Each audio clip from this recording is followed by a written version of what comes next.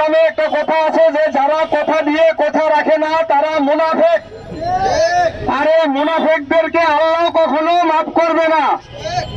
যারা মুনাফিকি করবে তাদের অবস্থা ওই শেখ হাসিনার মতো হবে, বিমান দিয়ে পালিয়ে যাওয়ারও সময়টুকু হবে না।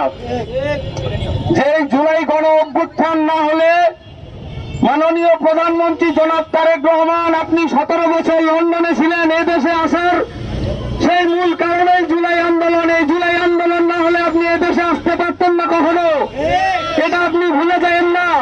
আপনি ভুলে যাবেন না যে আপনার লক্ষ লক্ষ নেতাকর্মী সেদিন আপনার মায়ের বাসার সামনের বালুর ট্রাক সরাইতে পারে নাই।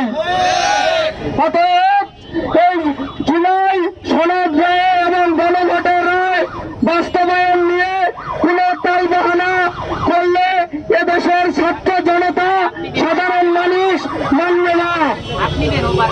আপনারা অতি দ্রুত জুলাই সনদ বাস্তবায়ন করুন এবং গণভোটের রায়কে বাস্তবায়ন করুন। সবাইকে ধন্যবাদ।